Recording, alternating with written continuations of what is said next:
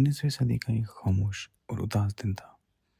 ऐसा दिन जब सूरज भी जैसे शर्मिंदा होकर बादलों के बीच छुप गया हो। सेंट जोसेफ मिजोरी के एक छोटे से घर में एक माँ, एक बाप अपनी पूरी दुनिया को आखिरी बार देख रहे थे। साल था 1874।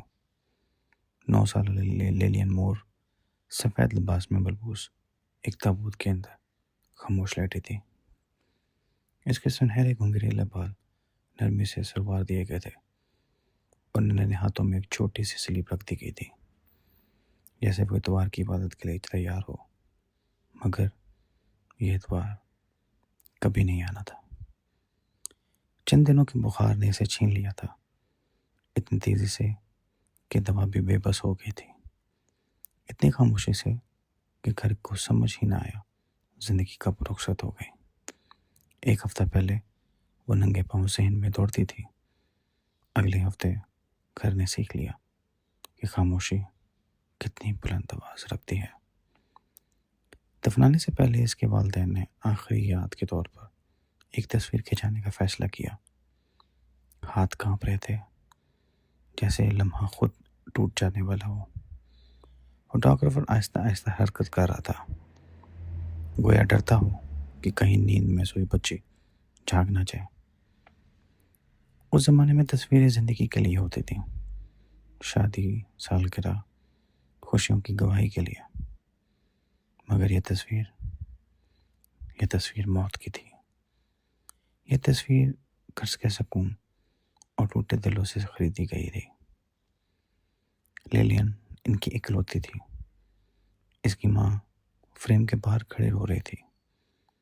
आंसू इसकी आस्तीनें भिगो रहे थे। वो आहिस्ता आहिस्ता माफिया मांग रही थी, ऐसी माफिया जिनका कोई जवाब नहीं होता। बाप सीधा खड़ा था, निगाहें जमीन पर जमी हुई थी, क्योंकि अगर वो एक बार भी बेटी को देख लेता तो शायद टूट जाता। शटर की आवाज आई, वक्त रुक गया। हमने एक शक्ल इख्तियार कर ली। इसी दोपहर लेनिन को एक काटमोट के दरख्त के नीचे दफन कर दिया गया।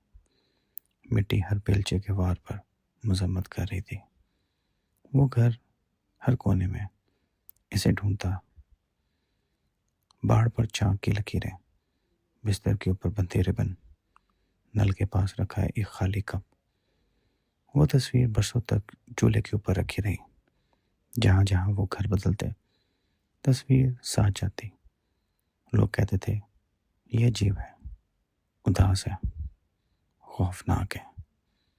मगर माँ बाप कभी वजाहत नहीं देते थे, क्योंकि जब दुनिया आपसे आपकी इकलौती औलाद छीन ले तो यादें मुकद्दस हो जाती।